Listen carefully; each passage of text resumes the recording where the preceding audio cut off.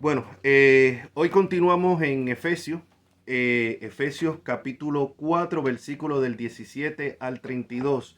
Y el tema de hoy es la nueva vida en Cristo, la vida nueva en Cristo.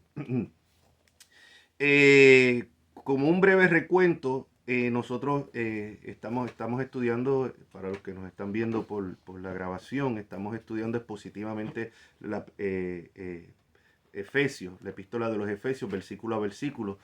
Eh, y como vimos anteriormente, en los capítulos del 1 al 3 de Efesios, Pablo comienza con las bendiciones espirituales como la elección incondicional, la predestinación, el perdón de pecados, el sello del Espíritu Santo como una garantía de nuestra redención, el día final, nuestra ciudadanía de Israel, no del Israel físico, sino del Israel espiritual, eh, nuestra conciudadanía con los santos, nuestra membresía de la familia de Dios y miembros del cuerpo de Cristo, su único pueblo compuesto de judíos y de gentiles. Eso es lo que hemos venido estudiando en los primeros 3 capítulos del 1 al 3 de Efesios. Pero como vamos a ver ahora y comenzamos la semana pasada, en los capítulos del 4 al 6, ahora Pablo pasa de la doctrina a la práctica, que fue el tema de la semana pasada. Y es un ejemplo para todos los predicadores y maestros. Y para nosotros individualmente cuando compartimos el Evangelio. O sea, tenemos, como dije yo la semana pasada, dos extremos en las iglesias. A veces tenemos donde se habla doctrina, y es importante la doctrina, pero esa doctrina no se trae a la práctica. Entonces te pueden hablar de la seguridad de la salvación, te pueden hablar de la elección incondicional, te pueden hablar, somos salvos solamente por la fe, pero ¿cómo afecta eso mi diario vivir? ¿Cómo nos afecta? ¿Cómo afecta mis relaciones? Se supone que la relación mía con Dios tiene que afectar las relaciones con las personas que me rodean, con mi familia, con mis vecinos, con mis compañeros de trabajo, con los hermanos en la iglesia. Si yo tengo mala relación con todas estas personas que me rodean, eso es un indicativo de que mi relación con Dios no es como tal vez yo pienso que debe estar. No estoy hablando de que hay personas que atacan a uno injustamente, no estoy hablando de que hay personas que se pueden molestar y por causa del cristianismo y del evangelio, si somos fieles, muchas veces las personas se van a molestar con nosotros. Hoy en día decir que ciertas conductas son pecaminosas, pues acusan a uno de intolerante, de homofóbico, de cuanta cosa que uno se cree más mejor que los demás. No, es simplemente ser fiel al evangelio. Así que eso es una cosa, pero otra cosa es cuando nuestra actitud no cambia. Jesucristo dijo, por el fruto se conoce el árbol, no por el conocimiento. Entonces, vemos ahora el balance que trae Pablo. El otro extremo es que vemos en algunas iglesias que hablan solamente de que usted tiene que comportarse así, usted no puede hacer esto, usted tiene que hacer esto, y solamente mandatos. Y muchas veces esos mandatos sí son bíblicos. El problema es que no se habla de la doctrina. Entonces podemos caer en un moralismo como lo puede haber en cualquier otra religión, o en el budismo, en el islam, en cualquier otra de estas religiones. O sea, simplemente un moralismo. Muchas de estas personas se comportan muy bien. Ahora mismo, como yo les he dicho, ahora mismo no tienen ni que ser religiosos ni cristianos. Ahora mismo tenemos un país como China, comunista, ateo, que le da clases de moral a nosotros los occidentales. Porque en China no se permite ninguna de estas películas promoviendo la homosexualidad, ni con desnudos, ni con estas poca vergüenza. Sin embargo, aquí las toleramos, y no solamente que las toleramos, sino que las promovemos. O sea, y esto también pasa en los países islámicos. En los países islámicos esto no se tolera, ni en la misma Rusia se tolera esto. O sea, ahora mismo en Rusia se prohibió el matrimonio homosexual, y está prohibido hacer lo que hacen aquí, que es educar a los niños en estas cosas de homosexualidad y de género y todo este lío de cosas. En Rusia está prohibido. O sea, técnicamente la persona, el maestro que agarren haciendo eso, lo despiden, si no es que lo desaparecen, pero por lo menos lo despiden. O sea, este tipo de cosas no se tolera. Así que se puede tener una buena conducta y se puede tener una buena moral sin estar en Cristo. Entonces es importante, por eso es que es importante la doctrina, porque nuestra moral tiene que estar basada en la doctrina. Podemos tener moral sin doctrina, pero no pasa de ser moralismo y no nos hace salvos ni aceptos delante de Dios. Y podemos tener doctrina sin moral y lo más probable en ese caso es que tampoco somos aceptos delante de Dios, porque si la doctrina es solamente aquí en la cabeza intelectual, los demonios creen y tiemblan. La Biblia dice los demonios creen y tiemblan. Los demonios saben doctrina mejor que cualquier teólogo. Han sido testigos oculares de la venida de Cristo, su muerte, su resurrección. Saben que es el Hijo de Dios. Los demonios en el ministerio terrenal de Jesucristo se postraban ante él y le decían, ¿qué tienes con nosotros, Hijo del Dios Altísimo? O sea, lo reconocían. Lo que muchas personas no reconocen hoy, los demonios lo reconocían. Sin embargo, los demonios no son salvos. Así que podemos tener un conocimiento y una doctrina intelectual como los demonios y eso no nos hace salvos. Entonces, aquí vemos el balance que Pablo trae, que es un ejemplo para cualquier maestro o predicador hoy en día, que es, empieza con la doctrina, pero a continuación llevas esa doctrina a la práctica. Y eso es lo que vemos ahora como Pablo pasa en los capítulos 4 al 6 de la doctrina a la práctica, cómo debemos responder a esa doctrina, aplicando la doctrina al diario vivir. Y así damos comienzo entonces al capítulo 4 de Efesios, versículo 17. Pero antes vamos a orar. Amantísimo Dios eterno, Señor, ahora nos disponemos a exponer tu palabra. Te pedimos tu guianza, te pedimos, Señor, que se hable con unción, no tomando la debilidad del predicador, que tú ministras a cada corazón que le está escuchando, tanto los que están aquí presentes, Señor, como los que van a escuchar este mensaje después, Señor, por medio del internet. Dios santo, ministra a los corazones, Señor, que todo lo que se hable traiga primeramente gloria a tu nombre y edificación y transformación a los corazones que la escuchan. En Cristo Jesús te lo rogamos. Amén. Como dije, el tema es la nueva vida en Cristo. Y comenzamos, ya la semana pasada habíamos comenzado en el capítulo 4, del 1 al 16, llevando a la práctica la doctrina, llevándola a la práctica, ¿no? De la doctrina a la práctica. Y hoy es la nueva vida en Cristo. Y comienza el versículo 17, dice el apóstol Pablo, esto pues digo y requiero en el Señor. Notemos claramente que no es un consejo. Lo que Pablo está hablando aquí no es un consejo si lo queremos aplicar o no lo queremos aplicar. Es un mandato. Es un mandato que viene del Señor para los que están en el Señor. O sea, esto no se le está exigiendo, aunque obviamente las cosas que se hablan aquí moralmente las puede aplicar una persona no creyente. Y cuando hablamos de no creyente nos referimos a personas que no están en Cristo. No que dicen yo creo en Dios, yo creo en Jesucristo, pero no, hay, como vamos a ver, mire, tenemos dos clases de personas, dos clases de ateos. Está el ateo que abiertamente niega la existencia de Dios, dice yo no creo en Dios, punto. Y obviamente vive como que Dios no existe. Pero está la persona, el ateo práctico, que es el que dice creer en Dios, identifícase se puede hasta identificar como cristiano o pertenecer a alguna congregación cristiana o evangélica y a la misma vez su vida es una vida de un ateo porque no toma a Dios en cuenta en nada. Dios no está en sus decisiones, Dios no está en su comportamiento, Dios no existe en su diario vivir. Así que ese es el ateo práctico.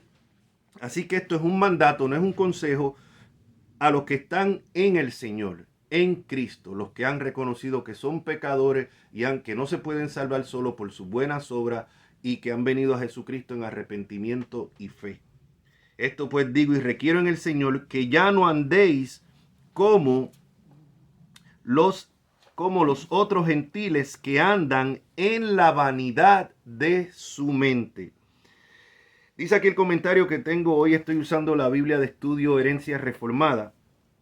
Dice el comentario aquí que yo tengo, dice, gentiles, no andéis como los gentiles, o sea, es para describir a los incrédulos fuera de Israel. Los judíos llamaban gentiles a las personas que no eran parte del pacto, que no eran parte del pueblo de Israel, ¿no? Y como hemos visto, ya lo explicamos en las semanas anteriores, la iglesia es el Israel de Dios, compuesto de gentiles y judíos. Y entonces habla, como se considera el Israel de Dios, entonces habla de los gentiles, refiriéndose a los incrédulos que no están en el nuevo pacto. ¿Ve? Entonces eso es lo que vemos. Dice que ya no andéis como los gentiles que andan en la vanidad de su mente, o sea, incrédulos fuera de Israel. La vanidad de su mente se refiere a futilidad, inutilidad. Aunque los creyentes en el pasado actuaron como el mundo, ya no deben seguir su indigna mentalidad. En el pasado, y aquí vemos que se está refiriendo a una iglesia gentil que practicaba un montón de vicios que la mayoría de los judíos no practicaban. O sea, todas estas inmoralidades sexuales eran bastante ajenas al pueblo de Israel. Pero aquí se está hablando de una iglesia gentil. ¿Y qué es lo que estamos viendo? En un pasado andábamos de una manera, andábamos como el mundo, aprobábamos las cosas del mundo. Y cuando hablamos del mundo, yo no me estoy refiriendo que si se dejó el pelo corto, pelo largo, porque es lo que está de moda, que si usó pantalones campana o no los usó, que si están volviendo. O sea, no me estoy refiriendo a ese tipo de cosas. No me refiero, la Biblia no se refiere a eso, se refiere a la mentalidad del mundo. ¿Cuál es la mentalidad del mundo ahora? Bueno, pues a prueba, amor es amor. Amor es amor. Así que no importa si es entre un hombre y una mujer, entre dos mujeres o entre dos hombres. O inclusive hasta en una persona con un animal. O sea, sí, porque ya está entrando el bestialismo, ya también lo está. O con un menor de edad, o con un niño. Ya eso también lo están empujando. Entonces, esa es la mentalidad del mundo. En la mentalidad del mundo, las personas viven sin casarse. No, pues ¿para qué necesito yo un papel o para qué necesito? O sea, esa es la mentalidad del mundo. Nosotros no podemos vivir así. O sea, la mentalidad del mundo. Ayer me salió en un programa. O sea, no fue que me salió así para verlo, sino anunciando. Hablando de la libertad que tienen los europeos. Un sitio ahí donde entran. Y ahí entran, todo el mundo está desnudo y todo el mundo en las perversidades que uno se puede imaginar, pero eso es una mente abierta, eso es una mente libre. ¿Ve? Esa es la mentalidad del mundo. Nosotros no podemos tener esa mentalidad. E inclusive si algunos de nosotros andamos en esa, tú me la haces, tú me la pagas. Tú no me hablas, yo no te hablo. Guardo rincones que no voy a descansar hasta verte mal. Esa mentalidad del mundo nosotros como cristianos no la podemos tener. Ni en lo sexual, ni en lo moral, ni en la falta de compromiso. Ah, no, que en el trabajo todo el mundo roba tiempo del trabajo. Todo el mundo se mete en el baño a hablar y está 15 minutos hablando en el baño, cogiendo tiempo de la compañía. Esa es la mentalidad del mundo. Es que todo el mundo lo hace. No, nosotros somos cristianos, nosotros somos embajadores de Cristo. Nosotros no podemos actuar así. No, pero una mentirita blanca se la echa a todo el mundo. No, como creyente no existen mentiritas blancas, ni pecados pequeños. Cada pecado es una afrenta directa contra Dios. Si yo le miento a cualquier persona, obviamente estoy pecando contra esa persona, pero antes de pecar contra esa persona, yo estoy pecando contra Dios. Y eso es algo que tenemos que tener siempre en claro. Entonces ya no podemos andar. Estas personas dicen, no podemos andar como los otros gentiles que andan en la vanidad, porque es la vanidad de su mente, teniendo el entendimiento entenebrecidos. Ya su entendimiento está completamente entenebrecido. Dice, ajenos de la vida de Dios por la ignorancia que en ellos hay, por la dureza de su corazón.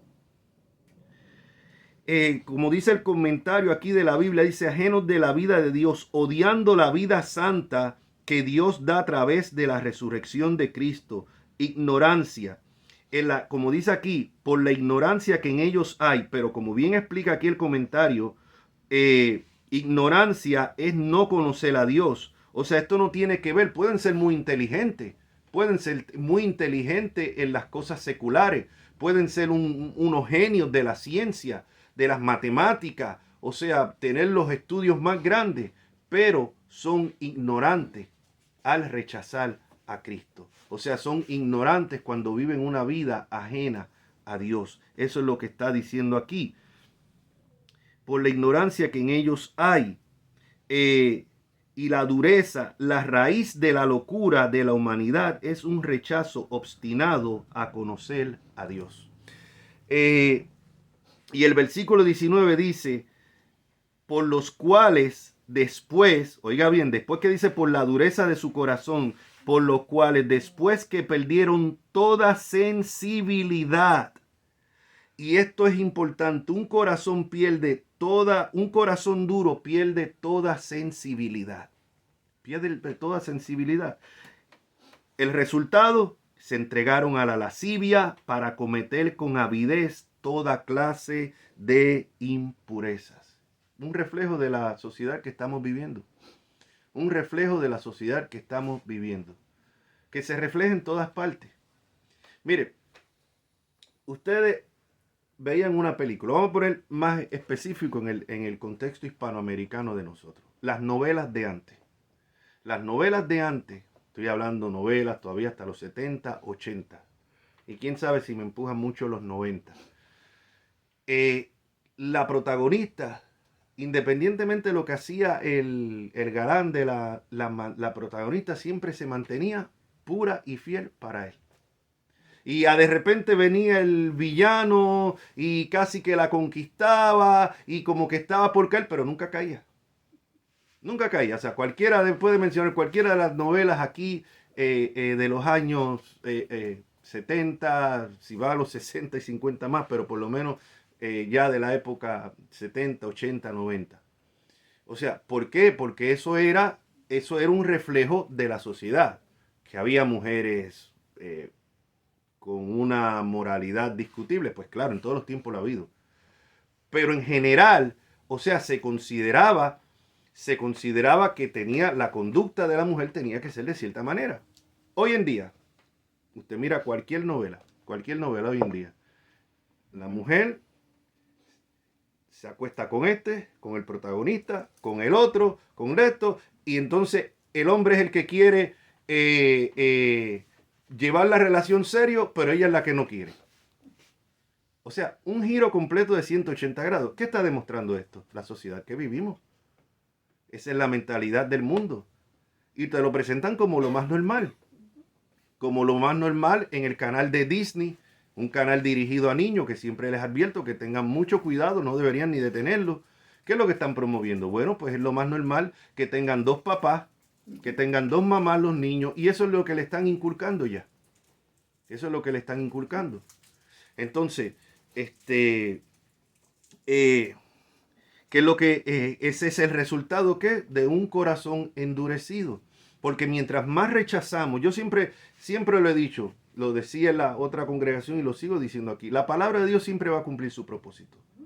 O ablanda corazones o endurece corazones. Las señales que fueron dadas para el pueblo de Israel sirvieron para endurecer el corazón de Faraón. Y la palabra ahora mismo que uno está predicando está trabajando en los corazones, fortaleciéndolos, edificándolos, pero a otros que escuchan la misma palabra los está endureciendo. Y caramba, que es un poquito de calor. Yo no sé si esto lo pueden prender. No sé. No, pero ¿por qué no ponen el aire? Porque eso va a volarme las páginas. Sí. Bueno, seguimos. Una pequeña interrupción ahí. Pero,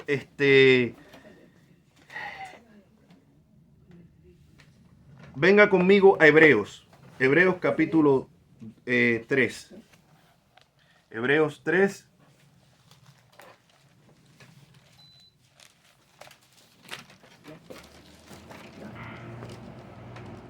Hebreos 3, versículo del 12 que habla de esto, y es una advertencia que nos trae a cada uno de nosotros, de los que estamos escuchando, de los que estamos viendo la palabra de Dios. Hebreos 3, versículo del 12 al 19. El escritor de Hebreo trae una advertencia y dice: mirad, hermanos, que no haya en ninguno de vosotros corazón malo de incredulidad para apartarse del Dios vivo. Tengamos en mente que se le está escribiendo aquí a una iglesia. Aquí no se le está hablando a personas que se identifican como incrédulos. Le está hablando aquí a personas que se identifican como creyentes. Y él les dice: mirad, hermanos, que no haya en ninguno. Y alguien dirá: bueno, pero entonces si él le está llamando hermanos es porque son hermanos en Cristo.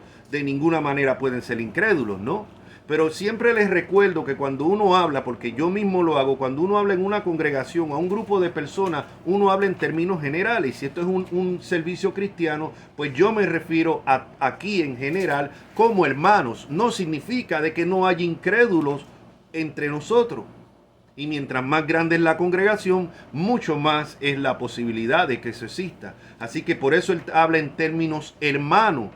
Pero a esos que se están identificando como hermanos, que están en el grupo, en la congregación, él les dice y les trae una advertencia: mirad que no haya en ninguno de vosotros corazón malo de incredulidad para apartarse del Dios vivo. Antes, exhortaos los unos a los otros cada día. La exhortación no es solamente para los pastores o los maestros, es para entre nosotros. Si usted está viendo que un hermano está un poquito decaído espiritualmente, o que la conducta de ese hermano o de esa hermana no es como debe ser de un creyente, es el deber suyo hablar en amor, considerándote a ti mismo, no mirándolo por encima del hombro, y exhortar a ese hermano o a esa hermana. Y es lo que dice: exhortaos los unos a los otros cada día, entre tanto, o sea, mientras hay el tiempo, porque va a llegar el momento en que ya no va a haber ese tiempo. Ya no va a haber esa oportunidad. Entre tanto que se dice hoy, para que ninguno de vosotros se endurezca por el engaño del pecado. El pecado yo siempre lo comparo con lo que es la comida chatarra o con los dulces. Se ven muy ricos, muy sabrosos, muy buenos, ¿verdad? Y al paladar saben riquísimo.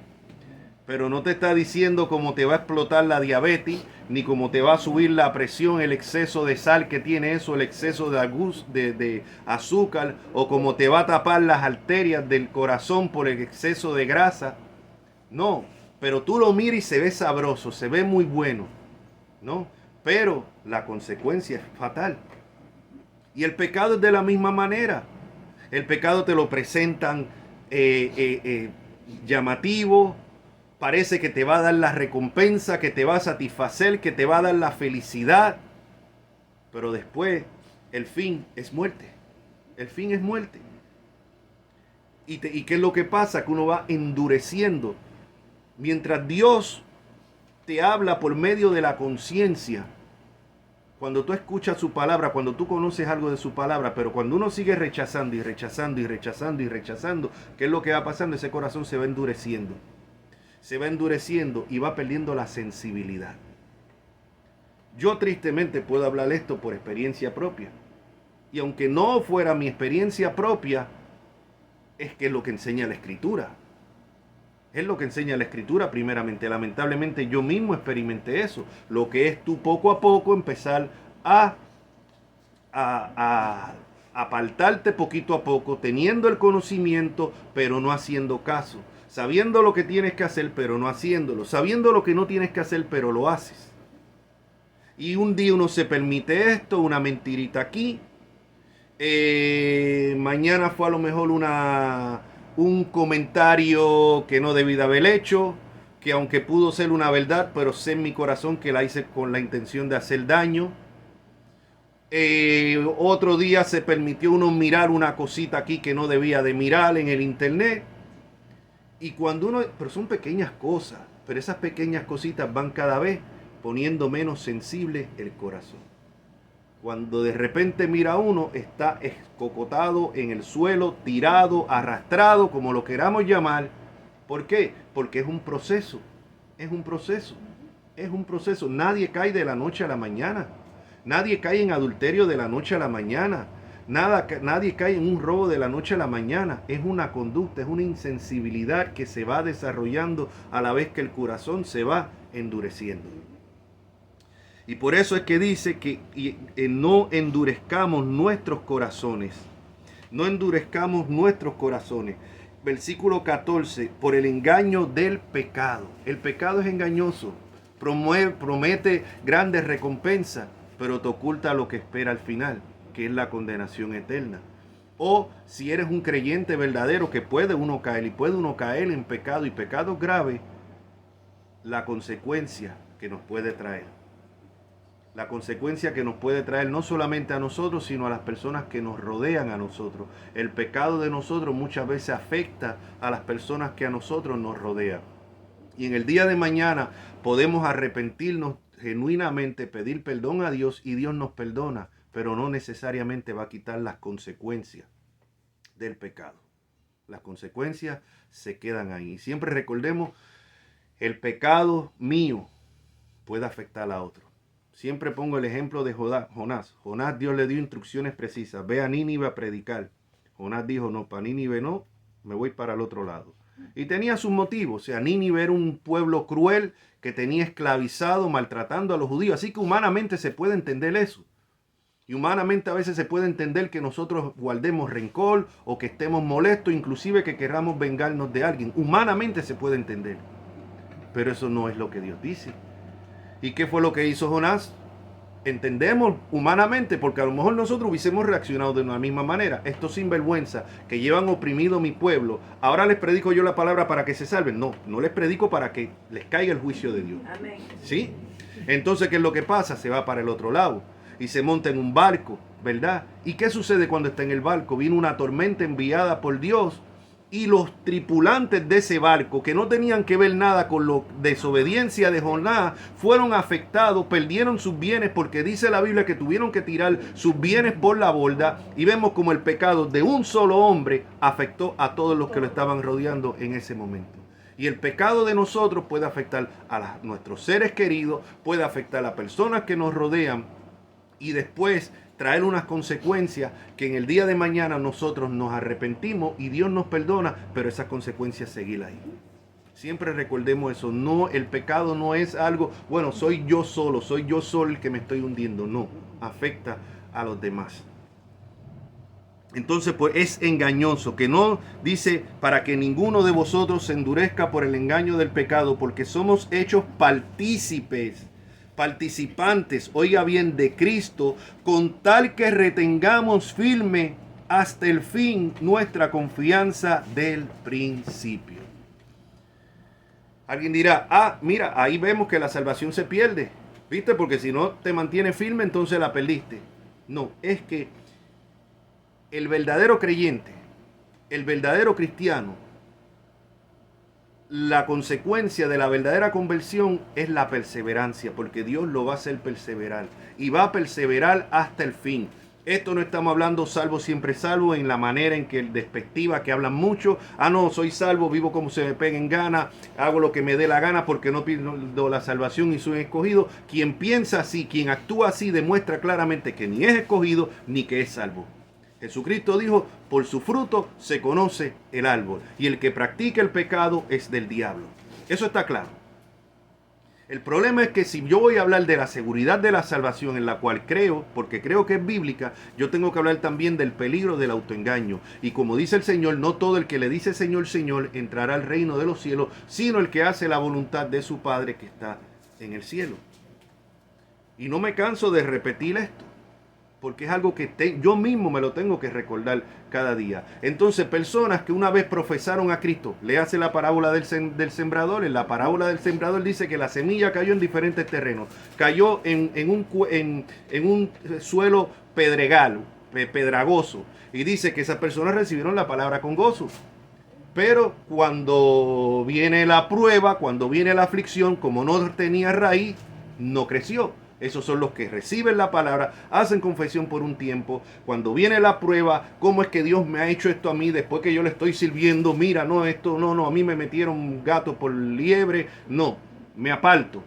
Y especialmente esas personas que vienen a los caminos de Cristo por los panes y los peces en este falso evangelio de la prosperidad, que te dicen ven a Cristo para que seas sano físicamente, tengas dinero, se arregle tu familia, tus hijos rebeldes se arreglen, tu matrimonio se arregle. Y aunque Dios puede hacer todo esto, no lo promete. Si algo Dios promete es la aflicción. Jesús dijo, en el mundo tendréis aflicción. Entonces este falso evangelio que te presenta una vida color de rosa engaña a muchas personas y hacen profesión de fe, pero cuando viene la prueba es que como las semillas que cayó en pedregales se apartan, no tienen raíz. Dice también, y lo cual demuestra que en realidad nunca fueron salvos. Dice también que otra cayó entre espinos. Esos reciben la palabra con gozo. Estos también son los que levantan la mano, repiten una oración, empiezan a hablarle a todo el mundo de Cristo, muy contento y todo. Pero al pasar el tiempo, el mundo empieza a jalar otra vez. Y las tentaciones empiezan a jalar otra vez. Y entonces llega el momento en que por amor al mundo se apartan. ¿Perdieron su salvación? No, nunca fueron. Entonces habla la que cae en buena tierra. Esa es la que da fruto. Y esa es la que permanece. Entonces, el verdadero creyente va a permanecer. Pero yo no puedo tener seguridad de la salvación si yo no permanezco. Nosotros tenemos que estarnos autoexaminando. Y yo sé que en algunas iglesias o algunos pastores dicen, no, pero entonces estás diciendo que la salvación depende de tus obras. No, es que la verdadera salvación va a producir obras. La verdadera salvación, la fe genuina, va a hacer que nosotros permanezcamos en medio de las pruebas, en medio de las tentaciones, que podemos caer, sí podemos caer. Pero siempre pongo el ejemplo, es como el cerdo. El cerdo usted lo coge, lechón, chancho, como le digan en su país, puerco, usted lo coge, lo lava, lo pone bien bonito y todo. Y cuando el cerdo va y cae en el fango, en el lodazal, ahí cae, pero ahí se revuelca y ahí se queda. ¿Por qué? Porque eso es lo que le gusta. Usted coge una ovejita, la pone, la lava, la pone bonita y la ovejita cae en el mismo lodazal, pero se va a salir, no se va a quedar revolcándose. ¿Por qué? Porque no pertenece a eso. Y lo mismo el cristiano puede caer en pecados graves, porque David cayó en adulterio y en asesinato. Un hombre conforme al corazón de Dios, que lo dice la Biblia. Así que si eso le pasó a David, cuidémonos nosotros. O sea, como dice la Escritura, mire el que cree estar firme, que no caiga. Porque a veces creemos que tenemos una firmeza que no tenemos. Y cuando viene la prueba, cuando viene el ataque, ahí sale nuestra verdadera naturaleza. Ahí sale el verdadero yo. ¿Ves? Y acuérdense que aunque somos creyentes y aunque hemos nacido de nuevo, todavía tenemos esa naturaleza pecaminosa en nosotros. Todavía queda un residuo de esa pecaminosidad. Y que está batallando, es el enemigo dentro de nosotros, buscando abrir las puertas del castillo para que entre el enemigo. Y está dentro de nosotros. Y en cualquier cosa, sea cuando nos atacan injustamente, sean cuando murmuran de nosotros, sean cuando nos hacen cualquier daño, que nos sentimos heridos, dolidos, como víctimas, ahí el corazón, ahí el pecado va a tratar de tomar agarre y decir, tú ves, y tratar de crecer. Y ahí es que nosotros tenemos que darnos cuenta del engaño del pecado. Por eso, volviendo otra vez a Hebreo, por eso dice, porque somos hechos participantes de Cristo con tal. Así que nadie, yo hablo de la seguridad de la salvación, creo que la salvación no se pierde. A la misma vez, si usted no está viviendo de acuerdo, si usted no está permaneciendo en Cristo, usted no tiene por qué tener seguridad. A veces cuando a mí me preguntan, mire, ore por mi hijo, mire, ore por tal familiar, yo lo primero que pregunto, ¿es creyente? Sí, él es cristiano porque él sé que él se bautizó y estuvo en la iglesia, pero es que ahora está apartado. Bueno, pues entonces no podemos tratarlo como cristiano. Tenemos simplemente que orar por salvación. ¿Que puede ser un genuino cristiano? Sí lo puede ser, pero como la evidencia que estamos viendo ahora es de que no lo es, pues no permaneció, entonces tenemos que tratarlo como un incrédulo y orar por salvación. ¿Ve? Ahora, repito, creemos en la seguridad de la salvación, pero la verdadera salvación, la fe genuina, va a ser que nosotros permanezcamos. Vamos a perseverar en medio de la prueba, en medio del azote, en medio de la tragedia, en medio de las tentaciones. Podemos caer como la ovejita al lodo, pero no nos vamos a quedar. ¿Por qué? Porque Dios no va a permitir que nos quedemos. Sea por medio de la disciplina, sea por medio de lo que sea, nos va a hacer levantar y retornar. Siempre tengamos eso en mente. Volvemos otra vez. Entre tanto, versículo 15, que se dice hoy, si oyereis hoy su voz, no endurezcáis vuestros corazones. No endurezcáis vuestros corazones.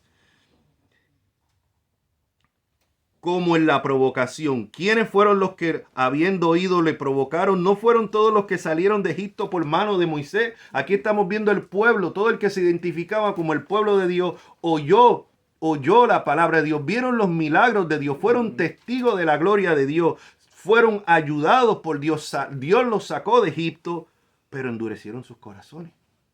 Y dice, y con quienes estuvo él disgustado 40 años, no fue con los que pecaron cuyos cuerpos cayeron en el desierto y quienes juró que no entrarían en su reposo, sino aquellos que desobedecieron y vemos que no pudieron entrar a causa de incredulidad. Así que estamos viendo incredulidad dentro de lo que se identifica como el pueblo de Dios. Eso fue cierto en la nación de Israel y eso es cierto en las congregaciones cristianas.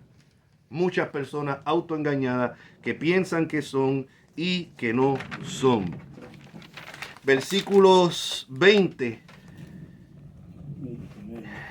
Nos quedamos en el... A ver, nos quedamos... Sí, veimos el 19. Que perdieron toda sensibilidad y se entregaron a la lascivia para cometer la avidez de toda clase de impureza. Lo que vemos hoy en día, ideología de género, los hombres más afeminados, las mujeres más masculinas, no hay límite. Hoy el hombre se siente mujer, mañana tiene relaciones con otros hombres, mañana se siente hombre otra vez, tiene relaciones con mujeres, amor libre. Todo esto ha perdido, la sociedad que vivimos ha perdido la sensibilidad. Aún miremos unos 20, 30 años allá, las personas incrédulas que no visitaban una iglesia nunca en su vida, o tal vez un Viernes Santo solamente, aún así podían discernir lo que era moralmente bueno y lo que era moralmente malo.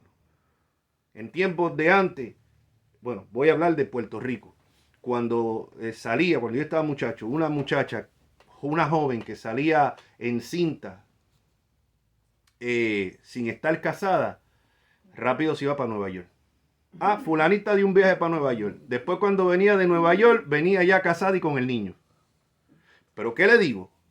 Se reconocía que era una conducta errónea y vergonzosa. Era una vergüenza que una hija de uno saliera encinta sin estar casada. Hoy en día, no, hoy en día los padres son los primeros. Vamos a celebrar el baby shower y vamos a celebrar todo. Sí. Y hacer una fiesta. Miren la mentalidad. Y no estoy hablando de cristianos, estoy hablando en general. Cómo ha cambiado la mentalidad. Hoy se promueve. Hoy mi hijo, una de las antes, para un hombre lo peor, para un hombre digan que era machismo, lo que sea. En la época que yo me crié, para un hombre lo peor es que le fuera a salir un hijo homosexual. Es que uno decía, no, es que yo prefiero me salga ladrón, criminal, lo que sea, pero que así no me salga. Es que así pensábamos y los que son de mi época mayor lo saben. Hoy en día, no, hoy en día yo lo apoyo. Yo lo apoyo. Es mi hijo y yo apoyo lo que sea. No, entonces vemos, esa es la mentalidad del mundo que nosotros como cristianos no podemos tener. Y no es falta de amor. No es falta de amor, todo lo contrario. Primeramente es amor a nuestro Dios, que respetamos sus leyes morales. Y amor a nuestros propios hijos o seres queridos que sabemos que con esa conducta van para el infierno. Van para el infierno. No es que amor es amor, no, amor no es amor. Yo hace poco puse, y se molestaron algunos, puse en el Facebook, puse un post donde dice amor es amor y agua es agua. Entonces hay unos con el sorbeto metido en el toile, tomando el agua de toile y otro con el vaso, ¿no? O sea, entonces si tú me dices que amor es amor, no importa entre quién sea, bueno, pues aplica como decir agua es agua, da lo mismo beber el agua de la pluma que beber el agua de toile. O sea, una es asquerosa y la otra no, lo mismo, un amor es bendecido por Dios y el otro es asqueroso delante de los ojos de Dios. Ahora, yo creo que hoy no terminamos. Hoy no terminamos. Mas vosotros, versículo 20. Mas vosotros no habéis aprendido así a Cristo. O sea, andar entregando en la lascivia para cometer con avidez toda clase de impureza que vemos en el versículo 19. Ahora Pablo dice, mas vosotros, o sea, ustedes, los que nos identificamos como cristianos, no habéis aprendido así a Cristo. Si en verdad la habéis oído y habéis sido por él enseñado conforme a la verdad que está en Jesús. No es el ejemplo que tenemos de Cristo. Mucho cuidado, mis hermanos, mucho cuidado con estas series cristianas. Por ejemplo, por ahí está muy pegada esa de Chosen.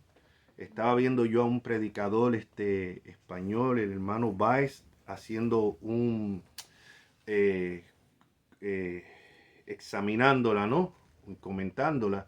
Y tenemos que tener mucho cuidado, no todo lo que brilla es oro, ni todo lo que se presenta como algo cristiano lo es. O sea, ahí inclusive las personas de esa afirmación y lo enseñaron, tienen la bandera gay puesta ahí en las cámaras y los camarógrafos y todo puesto, así que obviamente, y también te presentan a un Jesús que no nos reprende, un Jesús que no se molesta, un Jesús que lo acepta todo. Ese no es el Jesús de la Biblia. Jesús de la Biblia era con carácter, reprendía, o sea, llamaba al arrepentimiento. Jesús comenzó llamando al arrepentimiento. Y si alguien habló del infierno fue Jesucristo.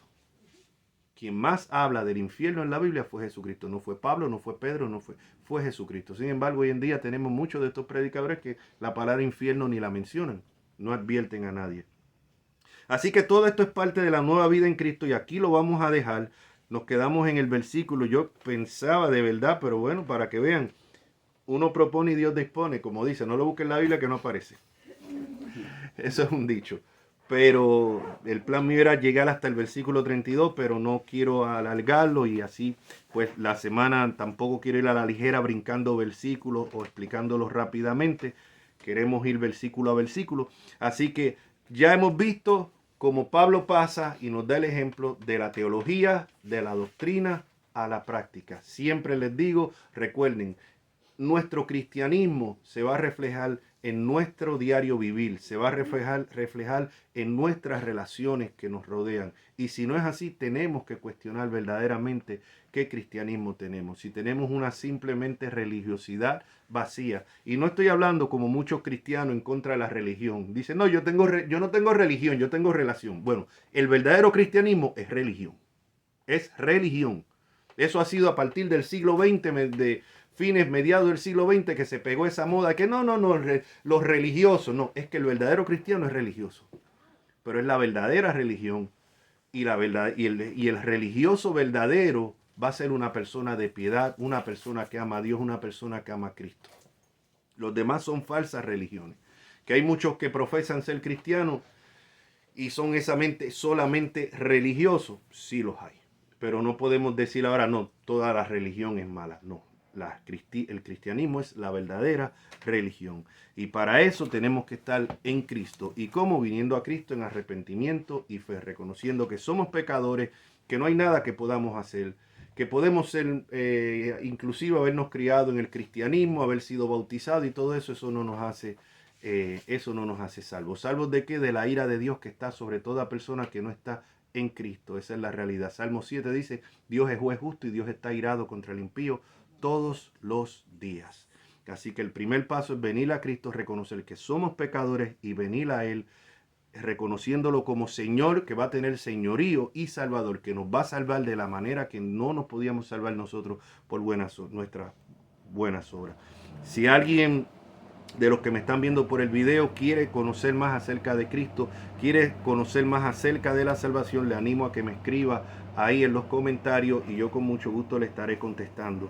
Y como dije, la vida nueva de Cristo, nueva vida en Cristo es para los cristianos. Las personas no creyentes pueden oír este sermón y aplicar las cosas y los consejos que se están dando, pero no van a pasar de ser simplemente moralistas. Y no se les exige que vivan así. Esto se le exige al creyente. No podemos exigirle al no creyente que se comporte como el creyente. Decirle a una persona que practica la homosexualidad, mijo, tienes que dejar la homosexualidad porque te vas a ir al infierno. No, es que tienes que venir a Cristo, arrepentirte no solamente de la homosexualidad, de todos los pecados, para que seas salvo. Y a consecuencia, no vas a practicar la homosexualidad. Puedes dejar la homosexualidad, igual se va para el infierno. A lo mejor ahora pues no es homosexual, pero es un fornicario. El borracho puede dejar el alcohol. Igual se va para el infierno si no está en Cristo. No es simplemente cambiar exteriormente, es un nuevo corazón. Y eso solamente lo puede hacer Dios por su gracia. Oramos. Padre, te damos gracias, Señor, por este mensaje, Dios mío. Tu palabra ha sido predicada, Señor. La semilla ha sido regada, Padre Santo. Así que rogamos que sea ahora tu Santo Espíritu, Señor, quien dé el crecimiento en esos corazones, Padre amado. Esto te lo rogamos y te lo pedimos en el nombre de Jesús. Amén. La semana que viene continuamos con la segunda parte de lo que es la nueva vida en Cristo.